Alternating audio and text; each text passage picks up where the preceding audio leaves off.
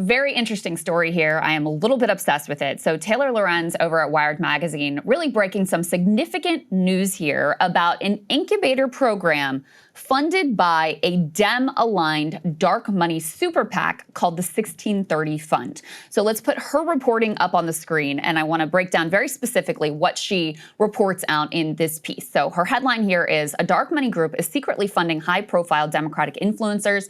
An initiative aimed at boosting Democrats online offers influencers up to $8,000 a month to push the party line. All they have to do is keep it secret and agree to restrictions on their content. So the TLDR here is that this incubator named Chorus was set up by Brian Tyler Cohen, who you guys probably know is a big resistance creator on YouTube, giant channel, 4 million subscribers, etc. And a guy who used to be an aide for John Yarmuth, who was a congressman from Kentucky. So they set up this thing. And the way they fund it is by taking money from this billionaire-backed dark money super PAC called the 1630 Fund.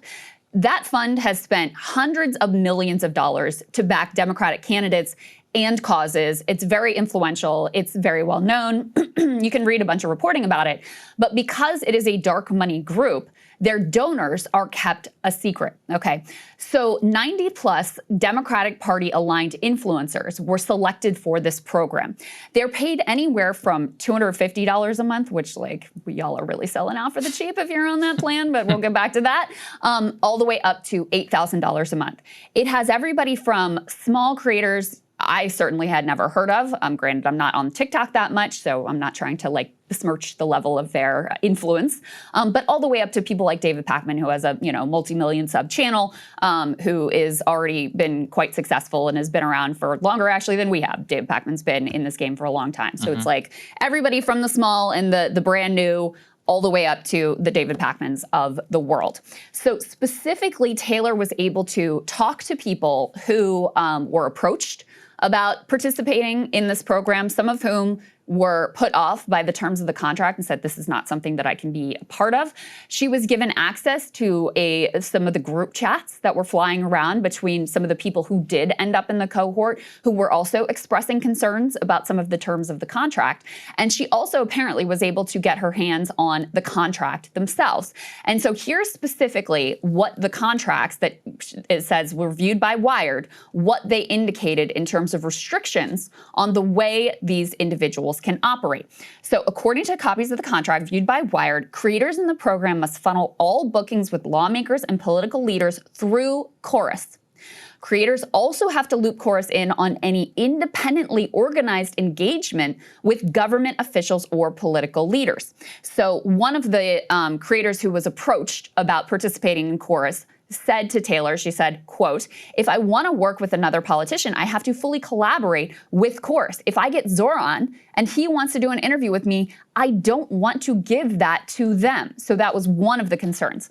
Also, it says creators in the program are not allowed to use any funds or resources that they receive as part of the program to make content that supports or opposes any political candidate or campaign without express authorization from Chorus in advance and in writing per the contract. So if they want to support a candidate, Graham Plattner, let's say in Maine, they have to get approval from Chorus before they can say anything supportive of any sort of candidate or campaign. In addition, the contracts reviewed by Wired prohibit standard partnership disclosures, declaring that creators will not publicize their relationship with Chorus or tell others that they're members of the program, quote, without Chorus's prior express consent. A screenshot from a slideshow was shared with Wired following this article's publication by Graham Wilson, a lawyer working with Chorus, that offers several talking points if a member of the cohort wanted to discuss Chorus publicly. So they're expressly saying, you can't talk about being in this program and certainly can't disclose the dark money funding of this program. They also forbid creators from disclosing the identity of any funder and give Chorus the ability to force creators to remove or correct content based solely on the organization's discretion if that content was made at a Chorus organized event. One other piece that I thought was really noteworthy, Saagar, is it also says you are not allowed to criticize any of the other influencers who are part of the Chorus program. So for example, if you have a beef over David Pakman either not saying anything about Gaza, or in the early days of the genocide, he was actively defending Israel, if you have a problem with that and you're an influencer in this cohort and you want to talk about it, you are banned from doing that. So you have a combination of a lot of restrictions on the way that you operate, having to run things through this course program. You have the forced secrecy around it, that you're not allowed to disclose course, and you're certainly not allowed to disclose the funding source of course. And then you also, on top of that, have these requirements that they check in, that they go to these daily messaging meetings to, you know, get the view of course. And we're going to show you some of the responses from the creators themselves about the revelation that they're part of this program. And, you know, they actually affirm that, yes, much of this is in fact true. They show relevant parts of the contract and then, you know, give reasons why it's not such a big deal and it's not really a problem.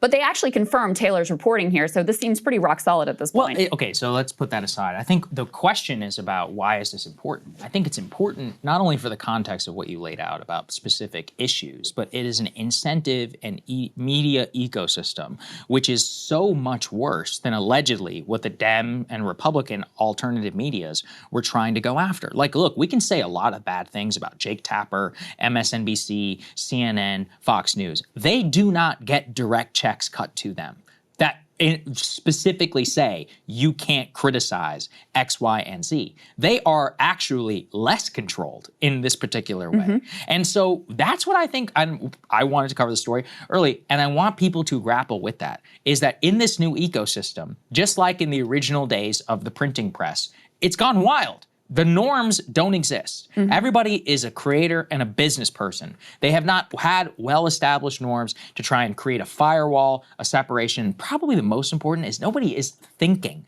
about the downstream consequences of that. Because originally you're like, oh, you know, a couple $1,000 a month, great. I can pay my bills, I can do this. I don't have to have a second job and all that. But you don't ask what comes next. And, you know, two people who've been in this industry now for a long time and experienced much of the downside of what that type of stuff looked like. Now, to be clear, I've never taken a single dollar from a Republican group or any of that type of stuff in the same way, which, you know, again, I don't really know how you ever thought it was cool. Because even when I was absolutely broke, I never would have signed some sort of contract like that. But the point remains that I think most of them didn't think about it. And now they're retreating to their corners because for them, they have to defend it at this point. But really, you are either controlled, quasi-controlled, or at the very least, you are not truly free to say what you want. Now, the mainstream is controlled in a separate way, right? As in, Fox News guys can't criticize each other. They also know that if they cover X, Y, or Z, that's not going to look so nice to Rupert Murdoch or to Lachlan,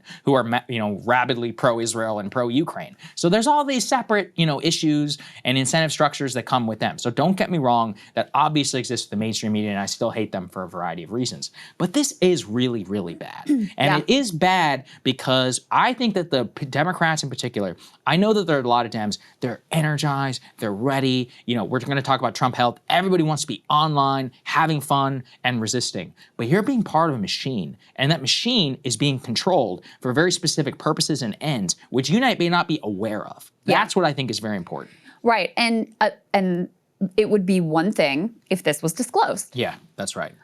And what they say is, oh, well, here are some videos where people did talk about being in Chorus, and here's the Chorus website, and it lists some of the creators who were participating in the program, so there was some disclosure.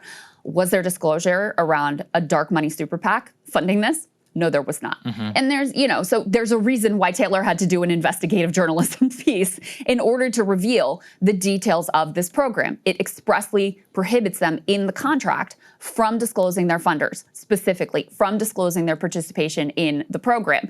And, you know, in terms of like the ethics of all of this, that is almost the biggest red line here. Because, listen, it's very complicated, all of the different business structures within quote unquote independent media, right? Most places are different from us. Most of them will do ad reads, which means they're directly talking to advertisers. It's actually much more direct relationship than, like, for example, when I was at MSNBC, there was a firewall between the hosts and the, you know, people who were selling ads. You had no idea what was on during the commercial break. That wasn't your bit, you know, you were not paying attention to that. That had no bearing on your, like, day to day. So, you know, there's that. But at least that's up front. Everybody knows I'm paid to read this ad for Casper mattresses or whatever the heck it is, you know, Zins or whatever thing that they're selling. So that's up front. And, frankly, those corporate interests are going to only collide with your coverage in sort of certain specific instances. Whereas if you are backed by this kind of group where you're going to daily messaging check-ins, you're having to run by them, you're supposed to run by them, every government official that you interview, and you have other restrictions on your content, and they have a specific, they mention in one of these contracts that actually in the response video, one of the members of the cohort put up a part of the contract, and it referred to Chorus's policy platform. So like, what is that? And right. Are you having to buy into a certain set of policies? I'm going to guarantee you that based on the lack of coverage of Gaza by Brian Tyler Cohen, and sometimes at times the incredibly terrible coverage of David Pakman, two of the biggest creators that are associated with this, I'm going to bet that, the fact that, for example, Gaza has been officially deemed a genocide by all of the world's genocide scholars, I'm going to bet that's not part of the policy platform. I'm going to bet that's not part of the daily messaging guidance. And I want to be clear because some of the way this has been portrayed, especially in the rebuttals, has been very caricaturish. We're not saying that they're being told, you're going to do a video on this, and if you don't, you're kicked out of the program. And here's your talking points, and you're going to say these freaking talking points or you're out. It doesn't work like that. It works through several mechanisms. First of all, the choice of who participates. I guarantee you many of these people, they genuinely their authentic view is that the Democratic Party is like, vote blue no matter who. They are vastly superior. The focus should all be on Trump. Like for many, if not all of them, that is their genuine view. So number one is the choice of who you even include in the cohort. But then there's all these sort of like human pressures and incentives. You see who's in the in-group with you. You see the sort of topics that are being pushed. You know where the sensitivities are. And so if you're covering, let's say, the Gaza genocide versus another topic that is also very important, that isn't going to create some sort of discomfort with the, with the program that you're in, that you're receiving monthly cash from, maybe you're going to choose the one that's not going to be uncomfortable for the group, not going to be uncomfortable for your future potential prospects of staying in this program. And as you get down the line, if these influencers become financially dependent on getting this monthly stipend, then you have a lot of control over them. So that's the way these things work. It's far more subtle than just like you're getting your talking points and you're going to stick to them and you're not going to do videos on this and you are going to do videos on that.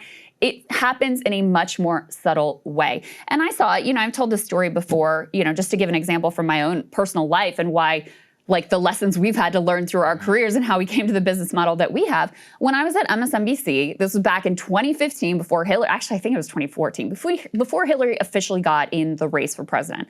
I did a monologue that was like, don't run. Please don't run, because you are not the person for the moment. I talked about her, her speeches to banks. I, said this is not the populist champion we need. It was very critical at a time when nobody on the Democratic side, nobody on MSNBC was being critical of Hillary. They let me do it, but after the fact, I was informed that any future commentary I did on Hillary Clinton had to be run by the president of the network. Okay, that is not a normal thing.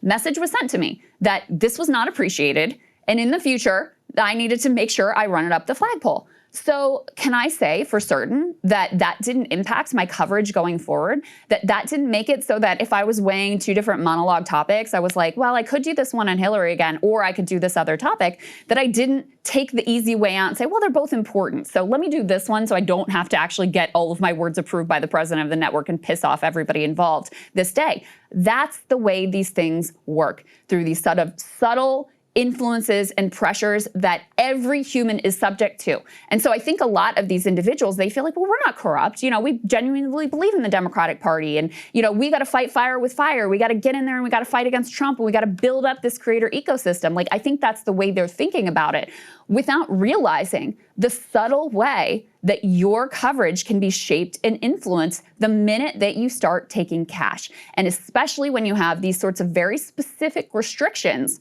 on the way you're supposed to go about your content creation, and you're required to go to a daily messaging check-in every single day.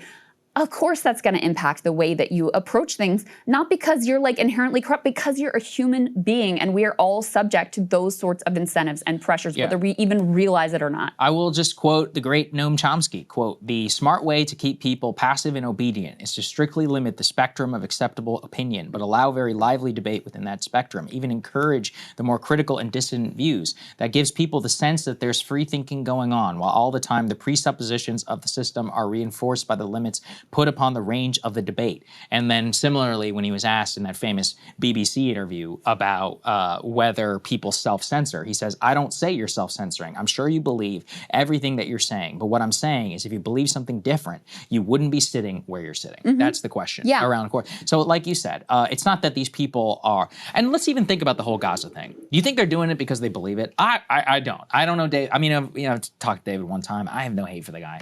Brian, we interviewed him here. He seems nice. I don't think that they are actively covering anything up. You know what it is. It's division for Democrats, right? That's it. They're like, well, we can't divide the Democratic Party. And so, well, Pac-Man, at the beginning of the genocide, actively backed up Israel. Fine, but BTC, all right? I think for him, he's like, I don't want to cause problems for Alyssa Slotkin. I don't want to cause problems for Gavin Newsom. We need to train 100% of our fire on the right. By the way, the right does this all the time too, right? Although it's more complicated. More recently, they are willing to go after people on the issues that they care about, immigration in particular. I know Thomas Massey, right? They'll go single him out, or at least some people have. I'm trying to think more establishment, Mitch McConnell and others. They'll get their fire whenever they, quote, go against the base. And Republican creators generally are more likely to be able to do that. The Democrats, though, they all seem to have internalized this thing about Kamala, where protesters and people who spoke out against Kamala and Biden were nothing but trouble, and that's the reason that she lost. Folks, it's just not true. Yeah. And it's like that is that what they don't get is that, iron sharpens iron. Going through a deeply competitive, brutal primary does not weaken the candidate. It actually makes them stronger. It means that you definitively won the debate. Kamala never won shit, literally, from the primary to her coronation at the Democratic Party. Those Gaza people, by the way, get mad at them all you want. They voted in good faith for Donald Trump or Jill Stein in the state of Michigan, and they were the exact margin of victory. Now, maybe it wouldn't have mattered in Pennsylvania, Georgia, Wisconsin, all these other. I know for a fact, 100% it mattered in the state of Michigan. So that's on you. That's not on anybody else. That's not on some protester or anybody else. And that's where their theory of politics is just dead wrong. I mean, think about 2016 for Trump. It was savage. And he won. And not only that, he won the election. Well, Obama, Hillary, that was true. I mean, the juggernauts went at each other. Obama got a blowout victory. And he was definitely strong. If you watch him in the beginning of those debates to the end, he was strengthened so much by it. Yes. But even put aside the Gaza piece and all of that, probably the worst mistake that Democrats made, political, tactical mistake, was circling the wagons around Biden. 100%. And keeping out any sort of actual primary process and dissent, where his weakness could have been exposed earlier. You could have ended up with a much stronger candidate who actually had won a democratic process and had some sort of democratic mandate behind them. By circling the wagons and keeping all the dissent out, they led themselves down this disastrous path where then you have the debate, and we all know the rest of, how that history unfolds. So, I think the lesson that Democrats should just shut their mouths and not ever criticize anything that any Democrat has ever done.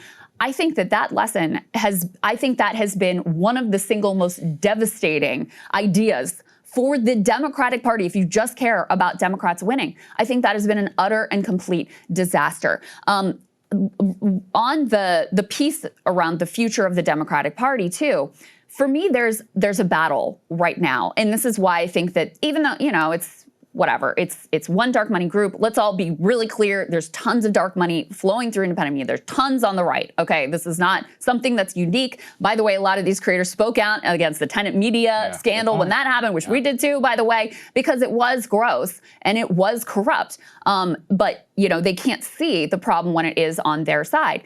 But to me, there's a battle for the future of the Democratic Party right now. And I don't want to be overly simplistic about it, but it really is a battle between, is this going to be a party that's run by billionaires or run by the grassroots? Is that, is it going to be Zoran, or is it going to be Kamala Harris? Is it going to be Gavin Newsom, or is it going to be someone like a Graham Planner who has a true grassroots behind him? That's the battle of the Democratic Party right now.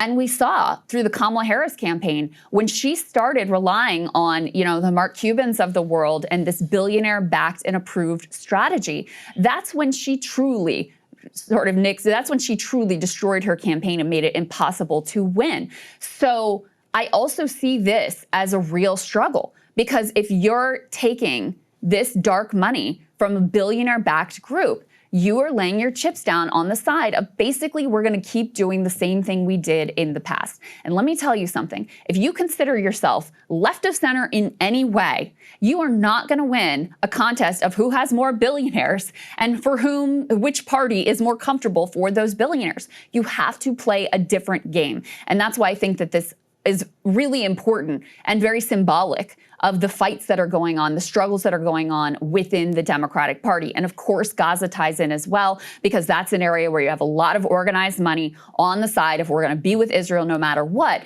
And so it's not the case that none of these influencers in this cohort have said anything about Gaza. It's not been a complete prohibition.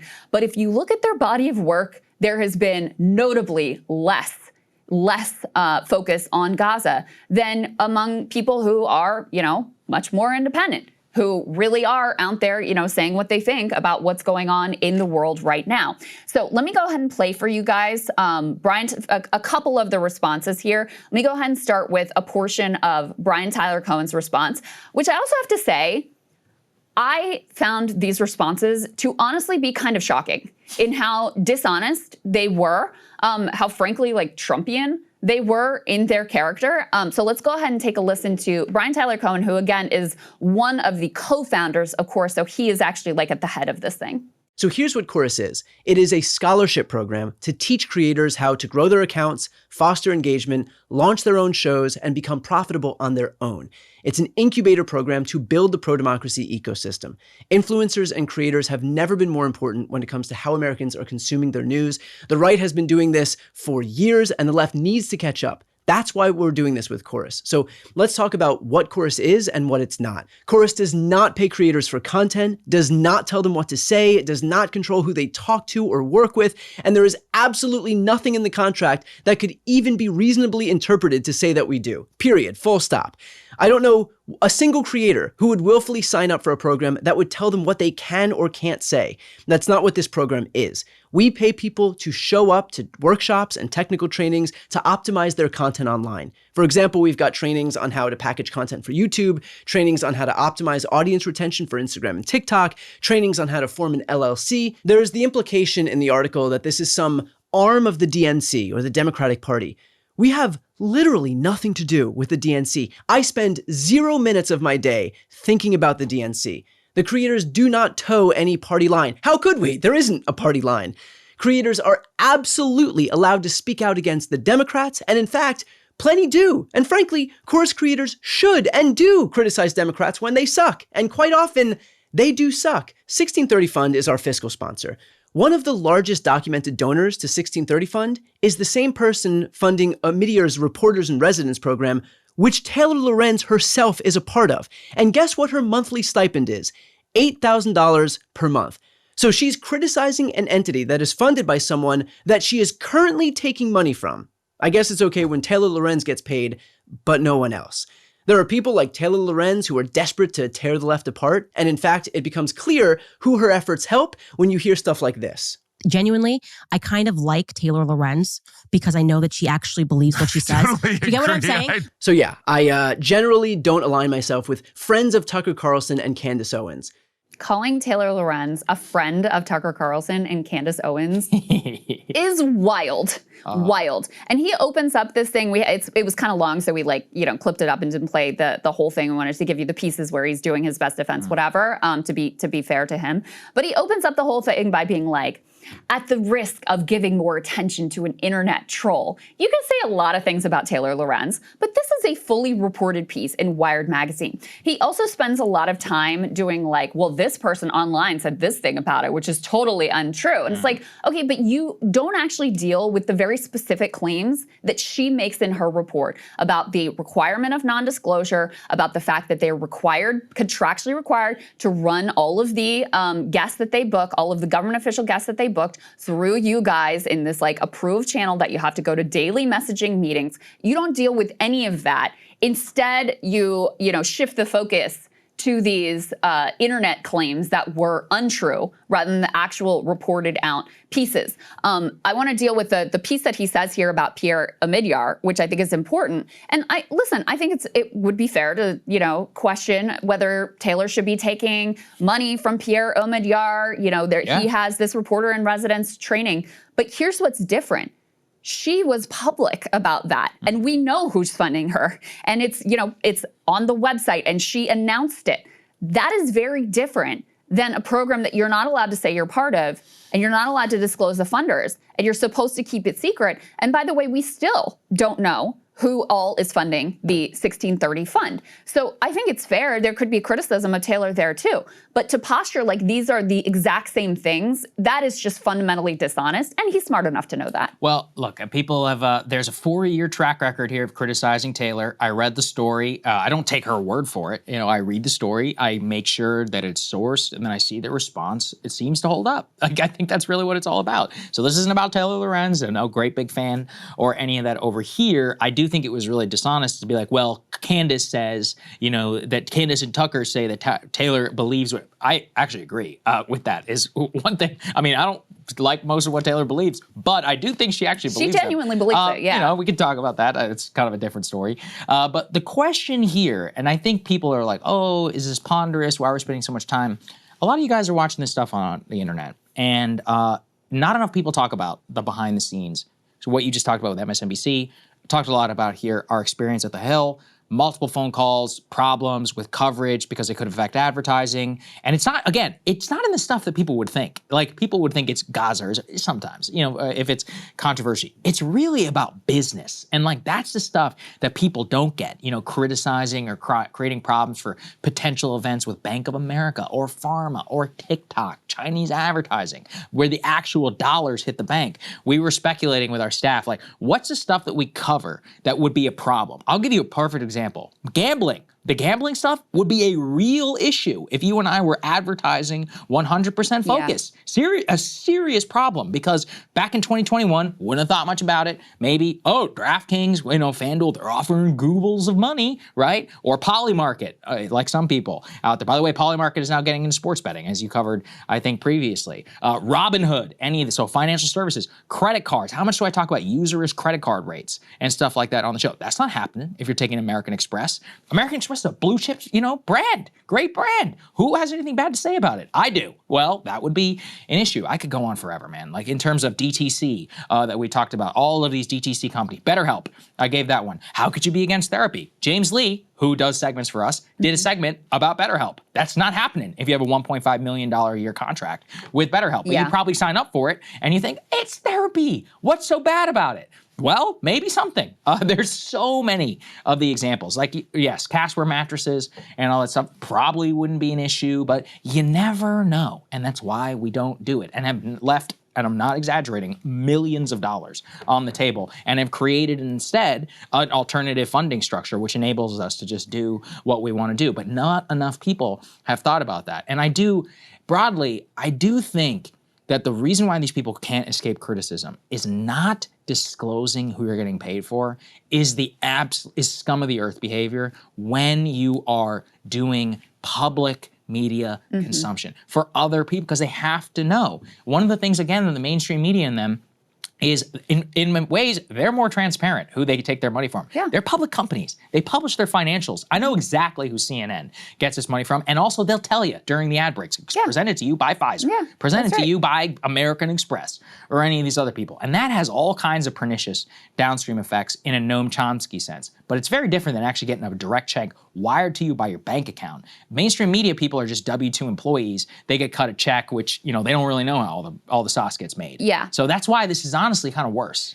It absolutely is. It absolutely is. And it is also, so like, you can think about, first of all, we need to come up with an agreed upon definition of who gets to call themselves independent media. Smart. Because if you're taking dark money from a party-aligned super PAC, sorry, you're not independent media. I mean, you're just like, you can call yourself something else, but it ain't that. The next level, so that's like kind of like the worst level, is you're taking secret party-aligned money from billionaires. That, and you're contractually obligated to not disclose that. That is the worst level of, potential compromise and puts you the furthest from truly being able to call yourself independent media. The next tier is like, okay, it's funding from these various corporate entities, but it's disclosed. You're doing the ad read, right? It's upfront. That's another level. You're getting sponsorships from this company or that company, and you're disclosing it. I don't take any of these decisions lightly, because we were really fortunate. We were able to build a business. You guys signed up right away. We're able to fund it really quickly. We stepped into the breach, and you guys were there for us. And I know that that's not going to be the case forever, because Saagar and I were already established at the Hill, and we had the benefit of establishing ourselves at the Hill when somebody else was paying the overhead before we went out on our own. So I don't really, I don't judge people who are making somewhat different choices than what we are making. But I think transparency has to be at the core of what you're doing, at the very least. If you're not in a position to say, listen, we're not going to talk to any advertisers at all, which is the position that we have taken to keep from having to ask ourselves questions about, well, what about this sponsor versus that sponsor? Is this ethical? Whatever. Is somebody going to think that we're not covering the story because we're taking money from this place? We've just decided we're putting all of that off the table. If you aren't in the position to make that choice, I have some sympathy for that. It's just, you have to be transparent. And if you're not, you cannot call yourself independent media. I hope that we can all agree that that's the case. And that's if you're on the left, if you're on the right.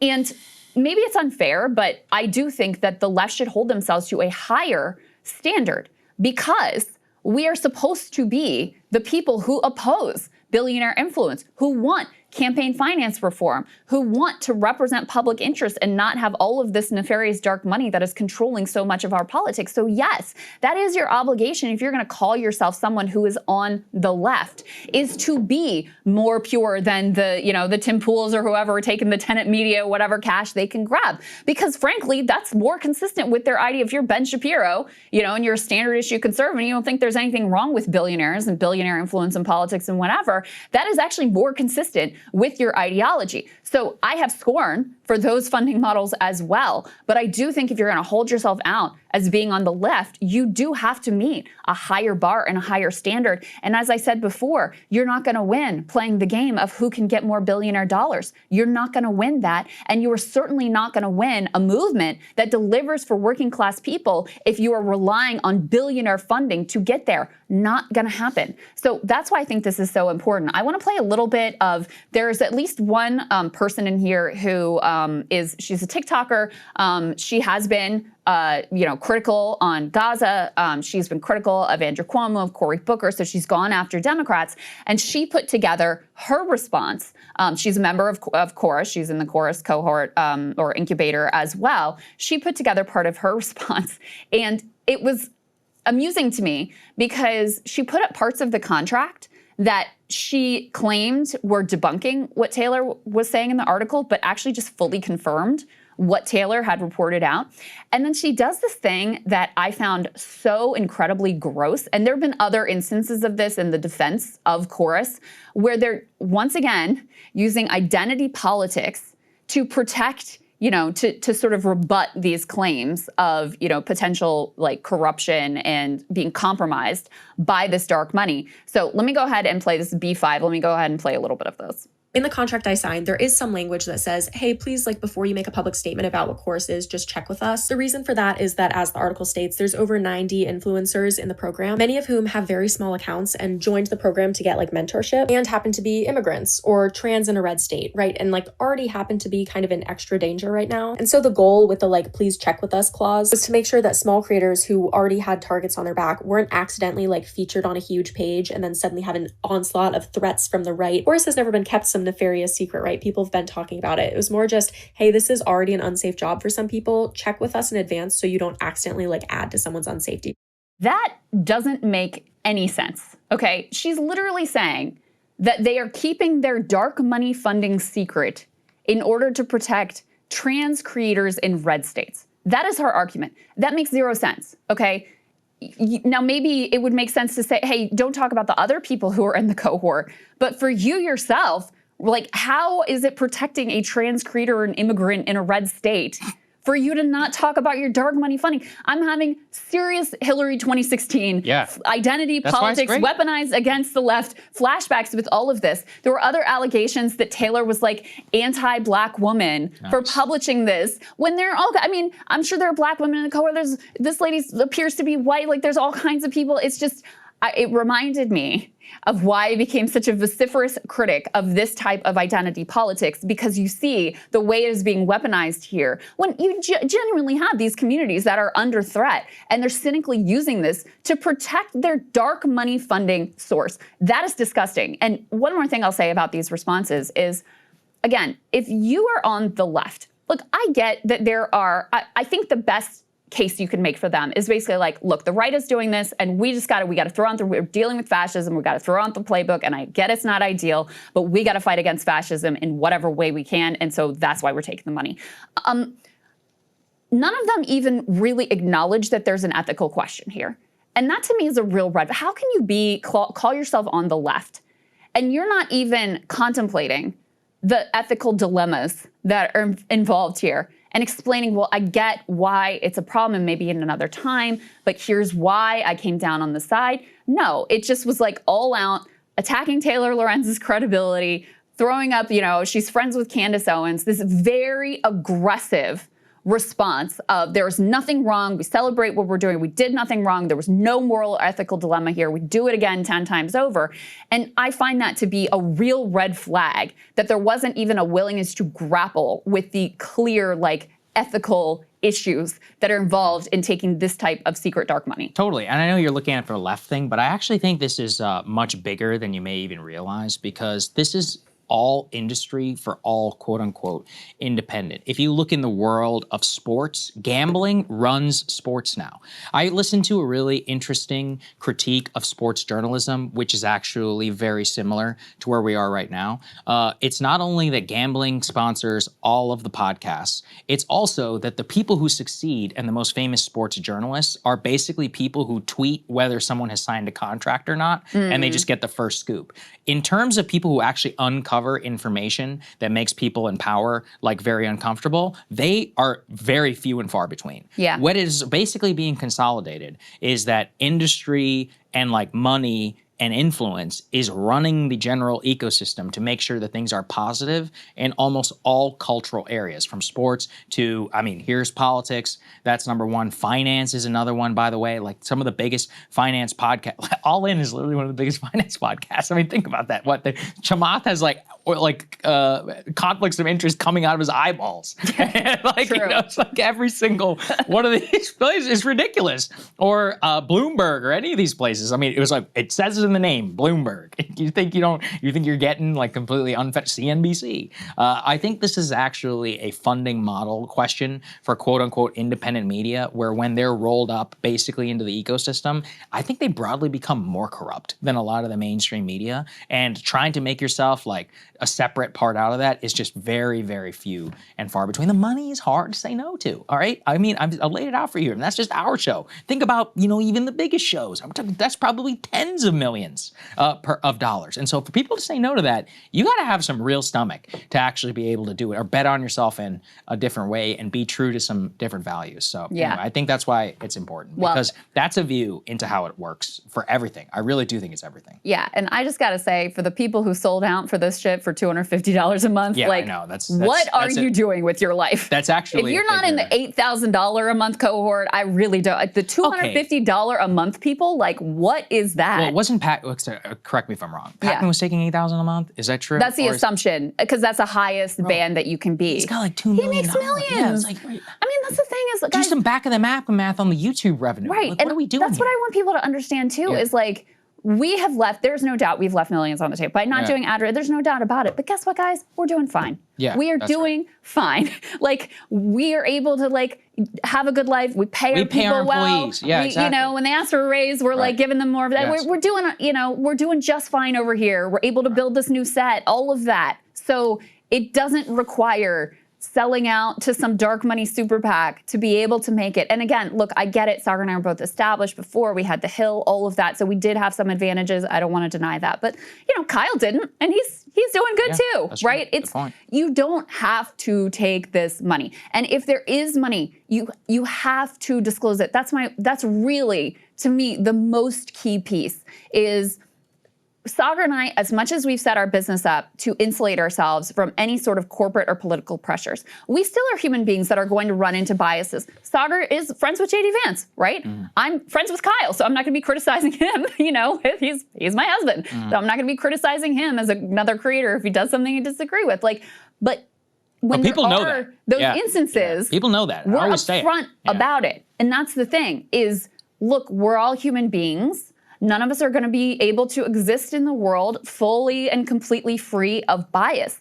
But when you run into something that is a clear conflict of interest and clear bias, or there is money that is being paid to you that could potentially impact your views and your coverage, you have to disclose it. That to me is like the most central piece. And then, you know, other decisions that are made around that, I think there are better and worse decisions that can be made there. But if you aren't being upfront about where your funding is coming from, I think that is a real mistake. And I think it's a real ethical red line. 100%. You know, by the way, it's not just him. You know, anytime we cover somebody where I'll be like, look, full disclosure, met them for dinner. Friends, you know what I'm saying?